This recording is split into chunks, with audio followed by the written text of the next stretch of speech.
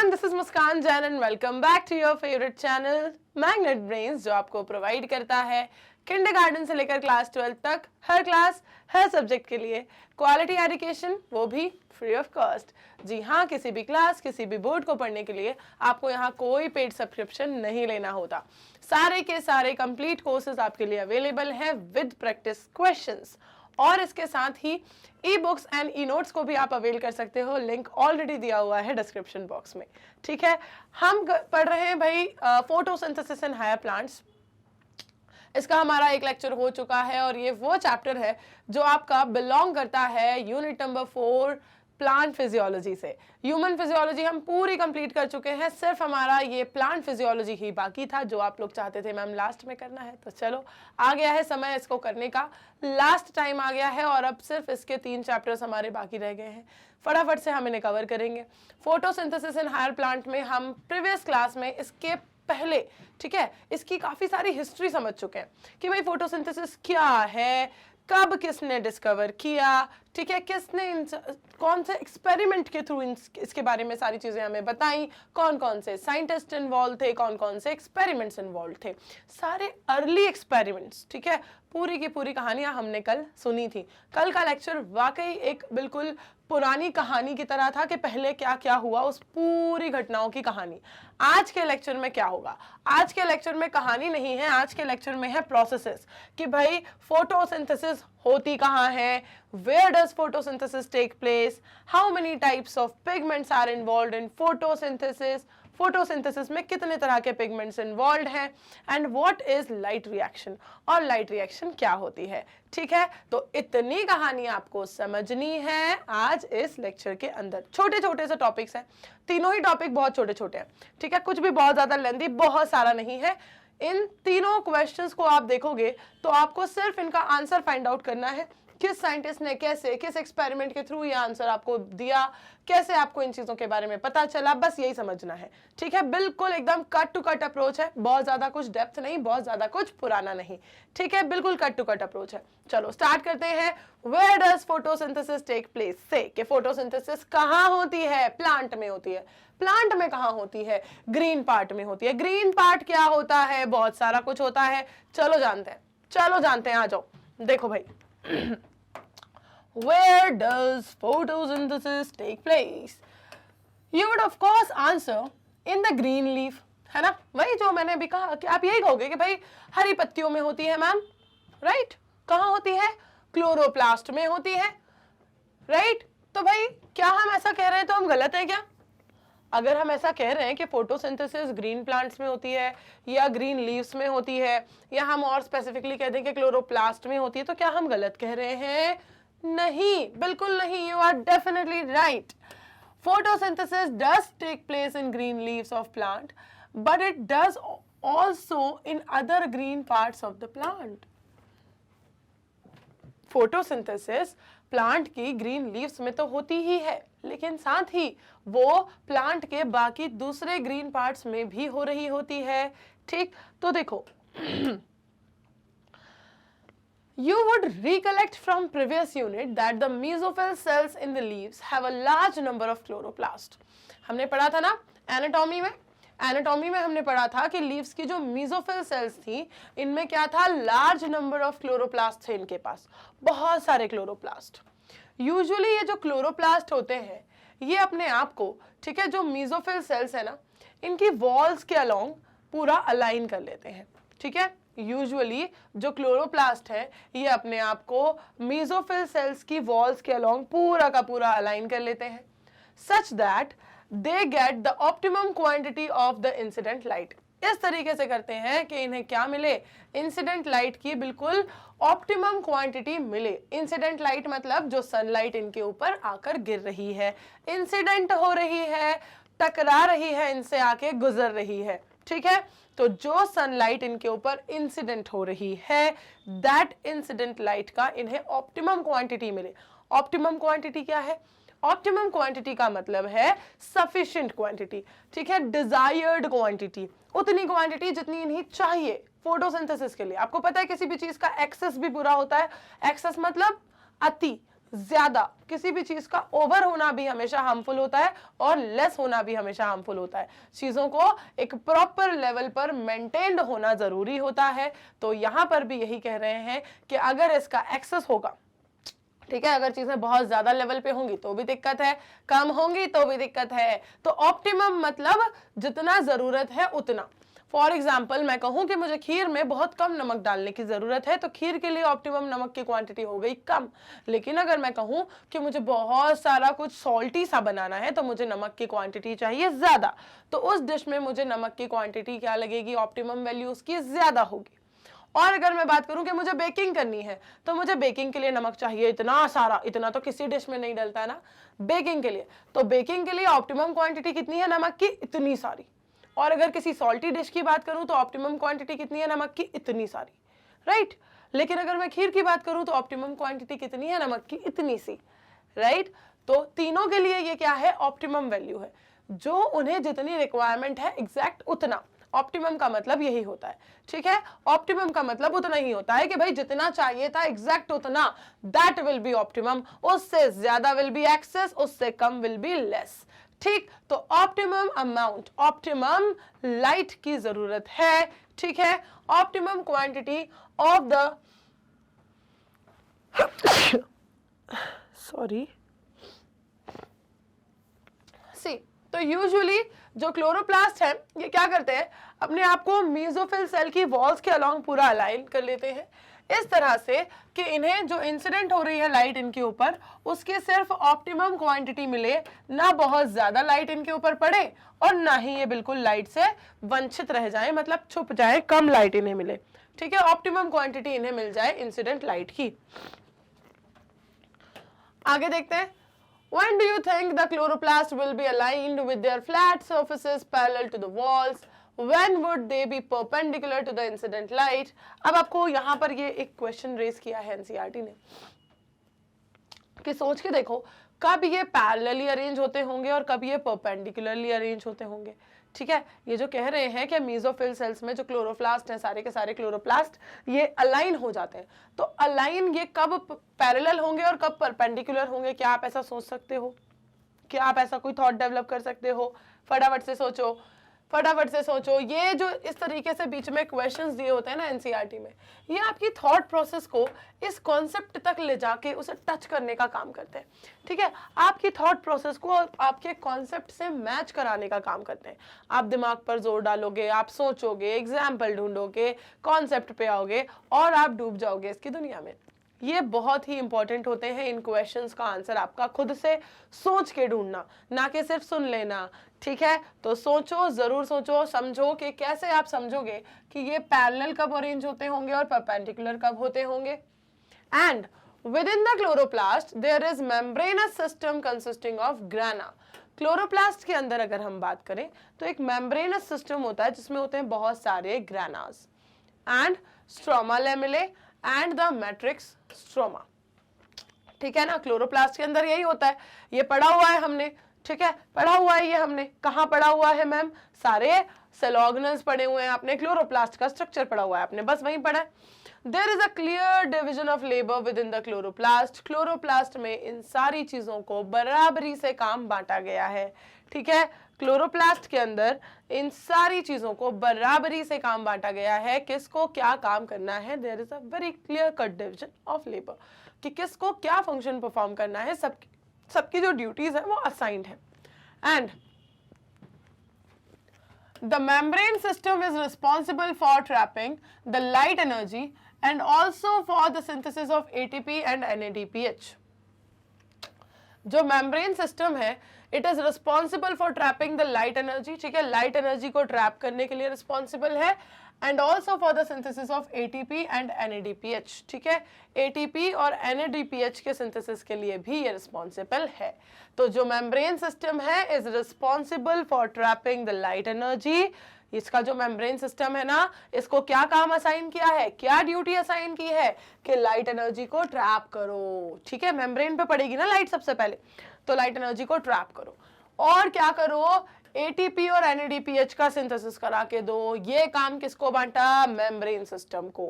बात करें अगर हम स्ट्रोमा की, मेम्ब्रेन के अंदर वाला पूरा सिस्टम क्या, स्ट्रोमा, स्ट्रोमा को क्या दिया गया है, enzymatic reaction synthesise sugar which in turn forms starch. Stroma में ये जितनी भी एंजाइमेटिक रिएक्शंस होती हैं वो सब मिलके क्या करती हैं, शुगर सिंथेसाइज करती हैं, जिससे कि फिर क्या बनता है, स्टार्च बनता है। ठीक है, स्ट्रोमा में एंजाइमेटिक रिएक्शंस क्या करती हैं, शुगर को सिंथेसाइज करती हैं, जो कि फिर क्या बना देते हैं, स्टार्च बना देते हैं। ये काम किसका हो गया, स्ट्रोमा का हो गया। अब ये जो एंजाइमेटिक रिएक्शंस की बात आप कर रहे हो ना यहाँ पर, राइट, ये जितनी भी सेट ऑफ रिएक्शंस हैं, since they are directly light driven, क्योंकि ये सारी की सारी लाइट, ठीक है, लाइट को ट्रैप करने के बाद लाइट से ही हो रही है, लाइट से ही इनिशिएट हो रही है, इसीलिए इन सबको आप लाइट रिएक्शंस कहते हो या फोटोकेमिकल रिएक्शंस कहते हो। ठीक है, फोटोकेमिकल कहने का मतलब क्या है, फोटो का मतलब है फोटोन, ये तो आप सबको ही पता है ना। ये देखो फोटो, यहां पर भी जो वर्ड यूज हुआ है वो फोटोन के रेफरेंस में ही होता है। ठीक है, फोटोन, एंड बात करें हम किसकी, केमिकल। ठीक है, फोटोकेमिकल रिएक्शन इसलिए कहते हैं क्योंकि ये लाइट एनर्जी को केमिकल एनर्जी में कन्वर्ट करती है। ठीक है, फोटॉन्स को यूज करके केमिकल्स को बनाती है। जैसे इसने लाइट एनर्जी को ट्रैप किया, फोटॉन्स को ट्रैप किया और बनाया क्या, ये केमिकल, शुगर, ये सब चीजें क्या है, शुगर, स्टार्च, क्या है, ये सब केमिकल ही है ना। तो इसने क्या बनाया, फोटोन, लाइट एनर्जी को ट्रैप किया, केमिकल एनर्जी में कन्वर्ट कर दिया। ठीक है, लाइट एनर्जी को ट्रैप किया, केमिकल एनर्जी में कन्वर्ट कर दिया। सिंपल कहानी, जल्दी बताओ, सिंपल कहानी, जल्दी बताओ, जल्दी बताओ। लाइट रिएक्शंस को फोटोकेमिकल रिएक्शंस कहने में किसी को कोई आपत्ति विपत्ति, चाय की पत्ती है क्या, बताने का, जल्दी से, जल्दी बताओ। इन्हें लाइट रिएक्शंस कहने में किसी को कोई आपत्ति विपत्ति, चाय की पत्ती है क्या, जल्दी बताने का भाई, छान देंगे अपन, छान देंगे अपन जिसको भी चाय की पत्ती है, जल्दी बताओ, जल्दी बताओ। चलो आगे बढ़ते हैं। The latter are not directly light driven but are dependent on the products of light reactions, जैसे कि ATP और NADPH। यहाँ पर क्या बात हुई थी, यहाँ पर क्या बात हुई थी, एंजाइमेटिक रिएक्शंस की, जो कि शुगर को सिंथेसाइज करेंगे, फिर वो स्टार्च बना देंगे। और बात हुई थी किसकी, और बात हुई थी किसकी, NADPH और ATP को सिंथेसाइज करने की। अगर हम इसकी बात करें, ठीक है, अगर हम ATP और NADPH सिंथेसिस की बात करेंगे तो हम ये कहेंगे कि यहाँ पर, ठीक है, यहाँ पर ये डायरेक्टली लाइट से नहीं हो रही है, ये लाइट पर डिपेंड नहीं कर रही है। ठीक है, लाइट रिएक्शंस के प्रोडक्ट पर भी डिपेंड नहीं कर रही है, और ना ही डायरेक्टली ये लाइट से हो रही है कि लाइट को ट्रैप करके ATP बनाया, NADPH बनाया, नहीं।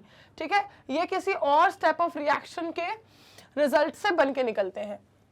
ठीक, ये स्टेप ऑफ रिएक्शन वर्ड जो फिर से मेरे मुंह पर आया है अभी, आपको याद होगा हमने प्रीवियस लेक्चर में भी पढ़ा था, प्रीवियस लेक्चर में भी हमने पढ़ा था कि फोटोसिंथेसिस की जो रिएक्शन आप पढ़ रहे हो, it is not a single step process, इसमें मल्टी स्टेप्स इन्वॉल्व है। उन सबका फिर कंक्लूजन, उन सबको मर्ज करके फिर आपको वो एक रिएक्शन दिखाई जाती है फोटोसिंथेसिस की, वो मल्टी स्टेप्स आपको पढ़नी है आगे। ठीक, फिलहाल बात करते हैं कि हाँ, ऐसे मल्टी स्टेप्स में से कहीं ये ATP और NADPH बन के निकलते हैं, डायरेक्टली लाइट से इनका लेना देना नहीं है। तो hence to distinguish the latter they are called as by convention, मतलब डार्क रिएक्शन, कार्बन रिएक्शंस। इन्हें डार्क रिएक्शन इसलिए कह रहे हो क्योंकि ये लाइट रिएक्शन की तरह कंप्लीटली, ठीक है, फोटोन को एक्सेप्ट करके नहीं हो रही, फोटोन को रिसीव करने पर नहीं हो रही है ना, फोटोन को रिसीव करने पर ही प्रोसेस स्टार्ट हुई है, उस प्रोसेस की ही किसी ना किसी स्टेप से ATP और NADPH बनेगा, दैट इज ट्रू, लेकिन डायरेक्टली फोटोन को एक्सेप्ट करके तो नहीं शुरू हुई ना। तो इसलिए इसमें आप कह रहे हो क्या कि they are not light driven, so they are dark reactions और कार्बन रिएक्शंस। ठीक है, they are carbon reactions. However this should not be construct to mean that they occur in darkness और they are not light dependent। इसका मतलब बिल्कुल भी ये नहीं है डार्क रिएक्शन का कि ये डार्क में होती है, अंधेरे में होती है, अंधेरा कायम रहे तभी ही होती है। ठीक है, but they are not light driven, that is why they are we are calling them as dark reactions. Light reactions का अपोजिट करना था, इसलिए डार्क रिएक्शन कहा है। अंधेरे में ही होगी ऐसा बिल्कुल भी नहीं है कि light reactions are light driven and dark reactions are darkness driven, ऐसा कभी भी मत सोच लेना। They are just not light driven, that is why we are calling them as dark reactions or carbon reactions, ठीक। so they does not occur in darkness, they are not light dependent, this is the only thing which you need to know, ठीक है, that they are not light dependent, they are not light dependent। Clear है कहानी कि photosynthesis कहाँ हुआ, ठीक है। चलो अगर आपको थ्योरी समझ आ गई है, एक लास्ट फटाफट से क्लोरोप्लास्ट का डायग्राम देख लो और आपका ये टॉपिक कि फोटोसिंथेसिस हुआ कहाँ, डन होता है, ठीक है। फटाफट से देख लो इसको। चलो भाई देखते हैं डायग्राम फटाफट से, किस चीज का डायग्राम है ये, क्लोरोप्लास्ट का माइक्रोग्राफ, ठीक है। इलेक्ट्रॉन माइक्रोग्राफ का आपको यहाँ पर रिप्रेजेंटेशन दिया हुआ है क्लोरोप्लास्ट का, जिसमें देखो क्या क्या पार्ट्स दिखाई दे रहे हैं, देखो क्या क्या पार्ट्स दिखाई दे रहे हैं इसके अंदर। दिखाई दे रहा है आपको सबसे पहले तो देखो पूरा क्लोरोप्लास्ट में सबसे पहले आप किसी भी पार्ट को पढ़ते हो तो क्या पढ़ते हो, उसकी मेम्ब्रेन पढ़ते हो, ठीक है। सबसे पहले आप उसकी मेम्ब्रेन पढ़ते हो, तो ये रही इसकी आउटर मेम्ब्रेन और एक और हो गई इनर मेम्ब्रेन, ठीक है। इसके बाद बात करें तो अंदर का पूरा स्पेस, ठीक है, मेम्ब्रेन क्या है, उसकी कवरिंग, अंदर का पूरा स्पेस कहलाएगा स्ट्रोमा, ठीक, पूरा स्पेस। अब इस स्ट्रोमा में पाए जाएंगे कुछ ऐसे लैमेलेस, ठीक है, ये लैमेलेस दिखाई दे रहे हैं, इन्हें आपने कहा स्ट्रोमल लैमेले, ठीक है, स्ट्रोमा लैमेले। अब बात करें हम किसकी, कि ये सारे जो लैमेले हैं इन सब ने मिला के इस तरीके से देखो एक पाइल, एक पूरा एक ऐसा स्टैक जैसा स्ट्रक्चर बनाया।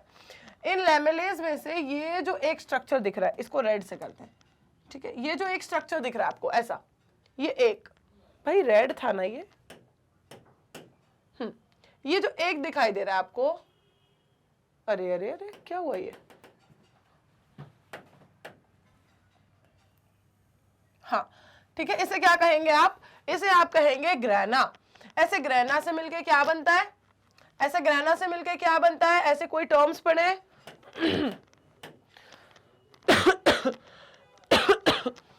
सॉरी,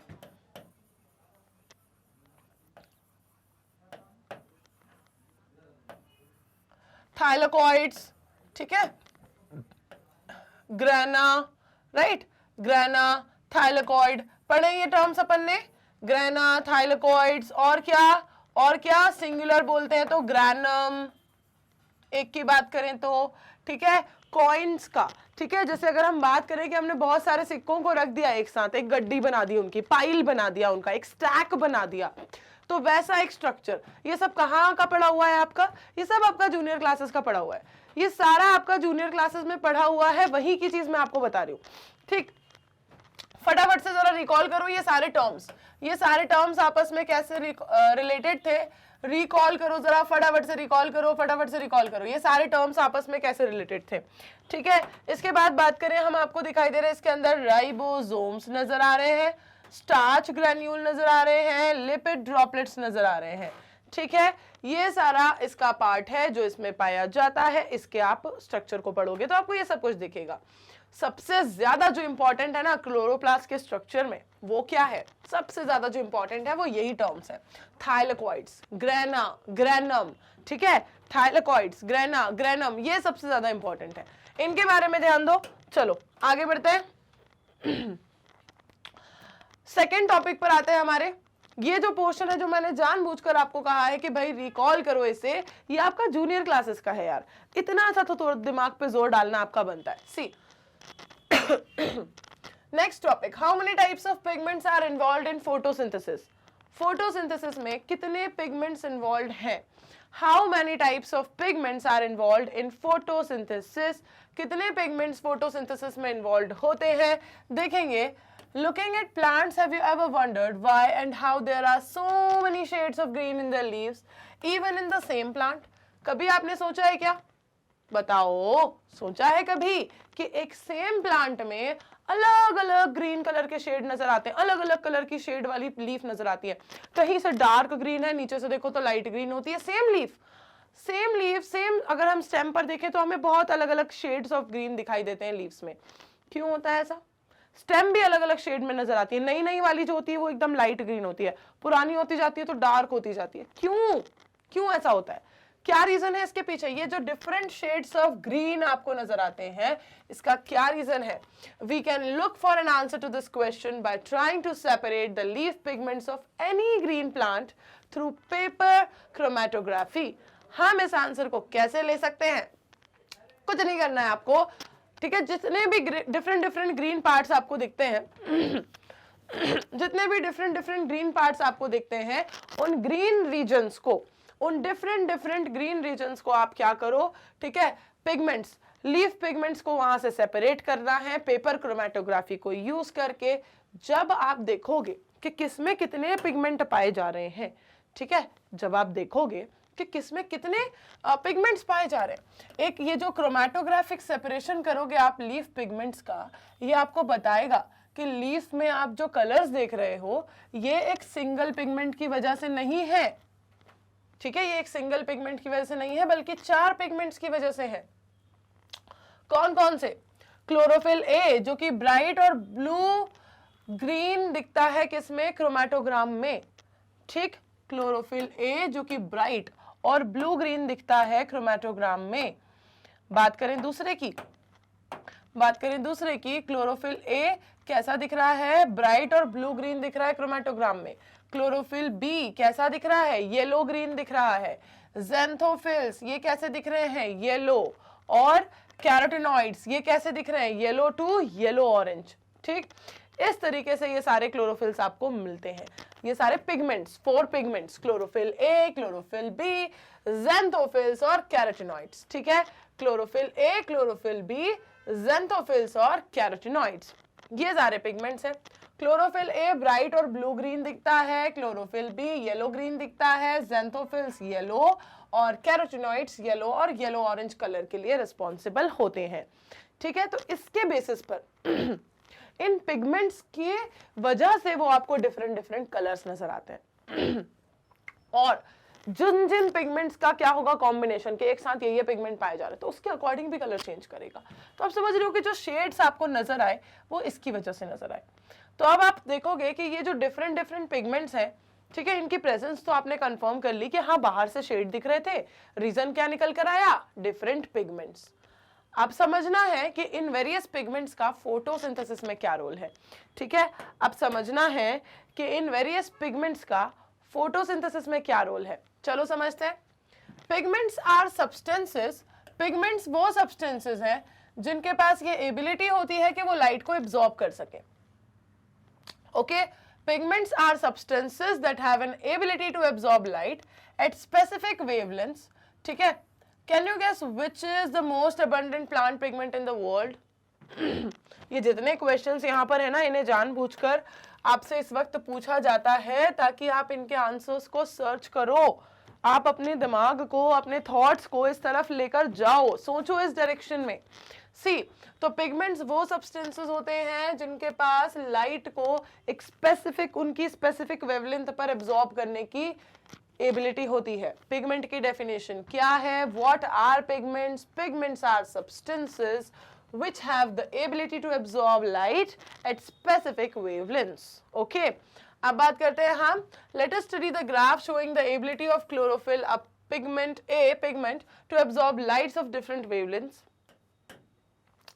हमें पता है विजिबल स्पेक्ट्रम विबग्योर के बारे में, अब उसका रोल आएगा। विजिबल स्पेक्ट्रम की बात कर रहे हैं हम, लाइट की बात कर रहे हैं, वेवलेंथ की बात कर रहे हैं, तो विबग्योर क्यों नहीं आएगा? बिल्कुल आएगा ma'am, visible spectrum of light VIBGYOR यहां पर अब एंटर करेगा। देखते हैं विबग्योर की कहानी।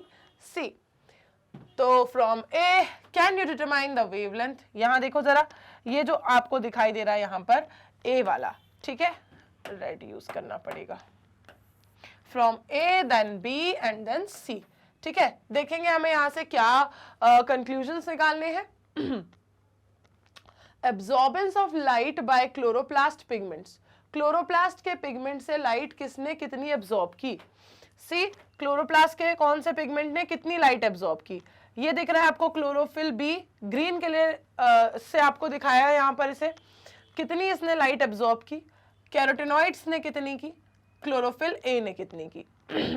ठीक, अब बात करें graph showing the absorption spectrum of chlorophyll a, b and the carotenoids.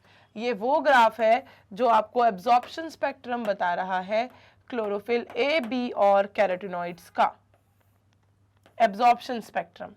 यहां क्या बता रहा है, action spectrum of photosynthesis. Photosynthesis का एक्शन स्पेक्ट्रम यहां बताया हुआ है। Rate of photosynthesis measured by oxygen release, कि कितना ऑक्सीजन रिलीज हो रहा है मतलब उतना ही फोटोसिंथेसिस हो रहा है। तो यहां पर ऑक्सीजन रिलीज इस तरीके से इस ग्राफ से दिखाया है। थर्ड में क्या दिखाया है, action spectrum of photosynthesis superimposed on absorption spectrum of chlorophyll A. सिर्फ क्लोरोफिल ए को उठाओ यहां से, ये वाला, ये लाइट, ठीक है, इसे सुपर इम्पोज कर दो किसके साथ, इस फोटोसिंथेसिस, रेट ऑफ फोटोसिंथेसिस के साथ। ये एब्जॉर्प्शन और ये रेट ऑफ फोटोसिंथेसिस, दोनों ग्राफ को मिला दो। सुपर इम्पोज करना मतलब दोनों को एक साथ देखना, मर्ज करना। कितनी लाइट एब्जॉर्ब की, ठीक है, वेवलेंथ ऑफ लाइट यहाँ नैनोमीटर्स में दिख रही है, और कितना ऑक्सीजन रिलीज किया वो ग्राफ यहाँ दिख रहा है रेट ऑफ फोटोसिंथेसिस में। तो देखो जितनी जितनी वो लाइट एब्जॉर्ब करता जा रहा था, यहाँ देखो रेट ऑफ फोटोसिंथेसिस भी गिर रहा है ना, क्योंकि लाइट एब्जॉर्प्शन कम हो गया। जैसे जैसे लाइट एब्जॉर्प्शन बढ़ा, रेट ऑफ फोटोसिंथेसिस बढ़ गया। लाइट एब्जॉर्प्शन नीचे गिरा, रेट ऑफ फोटोसिंथेसिस भी नीचे गिर गया। इस बात से समझ आया कि ये दोनों चीजें पैरेलल चल रही हैं। जितनी लाइट एब्जॉर्ब हो रही है, जब जब लाइट एब्जॉर्ब हो रही है तब तब फोटोसिंथेसिस हो रही है, और रेट भी उसके अकॉर्डिंग वेरी कर रहा है। ये समझ आया कि ये दोनों चीजें पैरेलल चल रही हैं। See now look at showing the wavelengths at which maximum photosynthesis occurs in a plant. ठीक, तो आप देख रहे हो कि जहां पर मैक्सिमम एब्जॉर्प्शन हुआ है क्लोरोफिल ए से, वहीं पर, ठीक है, वहीं पर क्या हो रहा है, हाई रेट ऑफ फोटोसिंथेसिस है। मतलब ये दोनों प्रोसेस एक दूसरे से पैरेलल चल रही हैं, बिल्कुल आम, एक कहते हैं ना कि देखो ऐसे बिल्कुल एक दूसरे के साथ साथ ऐसे पैरेलल चल रही हैं बिल्कुल। ठीक, चलो, hence we can conclude that chlorophyll A is the chief pigment associated with photosynthesis। तो हमें यहाँ से ये समझ आया कि हमने जितने भी पिगमेंट्स को देखा, क्लोरोफिल ए क्या है, इसमें चीफ पिगमेंट है जो फोटोसिंथेसिस से एसोसिएटेड है। Okay, but by looking at C can you say that there is a complete 1-to-1 overlap. लेकिन क्या आप सी या बाकी क्लोरोफिल को, पिगमेंट को देख के ऐसा कह सकते हो क्या कि इतना प्रॉपर ओवरलैप कर रहा है? क्लोरोफिल ए में आपने ये देखा, ओवरलैपिंग देखी, right. Similarly these graphs together show that most of the photosynthesis takes place in blue and red regions of the spectrum। कि ज्यादातर फोटोसिंथेसिस कहां हो रहा है, स्पेक्ट्रम के ब्लू और रेड रीजन्स में होता है। कुछ फोटोसिंथेसिस आप देखोगे रेट में कहां हुआ है, अदर वेवलेंथ्स पे हुआ है विजिबल स्पेक्ट्रम की। इससे आपको यह समझ में आएगा कि क्लोरोफिल भले ही मेजर पिगमेंट है, रिस्पॉन्सिबल है लाइट को ट्रैप करने के लिए, लेकिन दूसरे थाइलाकॉइड पिगमेंट्स जैसे कि chlorophyll B, xanthophyll, carotenoids which are called accessory pigments, इन बचे हुए तीनों को क्या कह दिया हमने, एसेसरी पिगमेंट्स कह दिया। ये भी लाइट एब्जॉर्ब करते हैं और एनर्जी को ट्रांसफर करते हैं क्लोरोफिल ए की तरफ। अकेला क्लोरोफिल ए ही रिस्पॉन्सिबल नहीं है, ये सब उसे सपोर्ट करते हैं और इसीलिए इन्हें एसेसरी पिगमेंट्स कह रहे हो। मेन कौन हो गया, क्लोरोफिल ए, और बाकी उसे दे रहे हैं सपोर्ट, तो इसीलिए वो कहला रहे हैं एसेसरी पिगमेंट्स। क्या कहला रहे हैं, एसेसरी पिगमेंट्स। ठीक है, see next. Indeed they not only enable a wider range of wavelength of incoming light to be utilized for photosynthesis but also protect chlorophyll A from photooxidation। यहां पर हमें इतना तो समझ आ गया, मैम एक्सपेरिमेंट करके, ग्राफ को सुपर इम्पोज करके और उसकी विजिबल स्पेक्ट्रम को देखकर, वेवलेंथ को देखकर। लेकिन अब बात आई है किसकी बात आई है कि ये जितना भी ठीक है वाइडर रेंज ऑफ वेवलेंथ की हम बात कर रहे हैं, ठीक है, ये उतनी ज्यादा वाइड रेंज ऑफ वेवलेंथ को तो इनेबल नहीं कर सकते, ठीक है, लेकिन ये क्या करते हैं, ये क्लोरोफिल ए को प्रोटेक्ट करते हैं फोटो ऑक्सीडेशन से। ठीक है, ये प्रोटेक्ट करते हैं क्लोरोफिल ए को फोटो ऑक्सीडेशन से, मतलब आप ये समझ लो कि वो उसे सपोर्ट भी प्रोवाइड कर रहे हैं और उसे प्रोटेक्शन भी प्रोवाइड कर रहे हैं। कौन? Accessory pigments other than chlorophyll A. ठीक है, चलो तो अब आपने देखा क्या? आपने देखा कि भाई फोटोसिंथेसिस कहाँ होती है, ठीक है, फोटोसिंथेसिस कहाँ होती है और इसके अलावा कितने तरह के पिगमेंट इसमें इन्वॉल्व हैं। अब देखना है आपको कि लाइट रिएक्शन क्या है। हमने देखा था ना कि एक को आप लाइट रिएक्शन कह रहे थे, एक को आप डार्क रिएक्शन कह रहे थे। तो वो रिएक्शन जो कि लाइट की वजह से, ठीक है, लाइट ड्रिवन, लाइट से ही स्टार्ट हो रही है, तो उस रिएक्शन को आपको समझना है, लाइट रिएक्शन को आपको समझना है। सी, लाइट रिएक्शन को हमने और क्या कहा था? फोटोकेमिकल भी कहा था। क्या होता है इसके अंदर? इसमें होता है लाइट का एब्जॉर्प्शन, वाटर की स्प्लिटिंग, फिर ऑक्सीजन का release and the formation of high energy chemical intermediates ATP and NADPH। ठीक है, several protein complexes are involve in the process. कई सारे प्रोटीन कॉम्प्लेक्सेस भी इस प्रोसेस में इन्वॉल्व हैं। जैसे कि अगर हम बात करें, the pigments are organised into 2 discrete photochemical light harvesting complexes. ठीक है, पिगमेंट्स को 2 डिफरेंट लाइट हार्वेस्टिंग कॉम्प्लेक्सेस में ऑर्गेनाइज किया है within the photosystem 1 and photosystem 2। ये जो टर्म्स अब आप सुन रहे हो ना, इनको बहुत ध्यान से सुनना, पूरे चैप्टर में ये आपका साथ लेके चलेंगे। ठीक, इस फोटोकेमिकल रिएक्शन को आप कह रहे हो, ठीक है, क्या इसे आपने 2 डिफरेंट कॉम्प्लेक्सेस में बांट दिया है और इन कॉम्प्लेक्सेस को आप कह रहे हो photochemical light harvesting complexes LHC। 2 part में बांटा है आपने, photosystem 1 PS1 and photosystem 2 PS2। ठीक है, PS1 and PS2, photosystem 1 and photosystem 2, 2 part में आपने इसे बांट दिया है। क्लियर है क्या कहानी? 2 पार्ट में बांट दिया है, फोटोसिस्टम 1 में और फोटोसिस्टम 2 में। ठीक, अब ये फोटोसिस्टम 1 और 2 की कहानी समझनी है। इन्हें नाम दिया गया है, these are named in the sequence of their discovery. ठीक है, ऐसा कुछ भी नहीं है, ठीक है, कि ये फंक्शन लाइट रिएक्शन के वक्त किसका पहले है किसका बाद में है, ऐसा कुछ भी नहीं है। कौन पहले डिस्कवर हुआ, कौन बाद में डिस्कवर हुआ, उसके बेसिस पर आपने उसे 1 और 2 कहा है। इस बात को ध्यान देना। फोटोसिस्टम 1 पहले डिस्कवर हुआ, फोटोसिस्टम 2 बाद में डिस्कवर हुआ।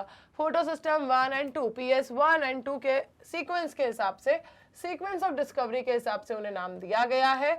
सीक्वेंस के अलावा ऐसा कोई यहाँ पर फंक्शन के बेसिस पे कोई बात नहीं की गई है कि किसका लाइट रिएक्शन में क्या फंक्शन है, तो अकॉर्डिंगली आपने उसे PS1 2 कह दिया क्या? नहीं, ऐसा नहीं है। ठीक है, LHC लाइट हार्वेस्टिंग कॉम्प्लेक्सेस, ठीक है, are made up of hundreds of pigment molecule जो कि प्रोटीन से जुड़े होते हैं।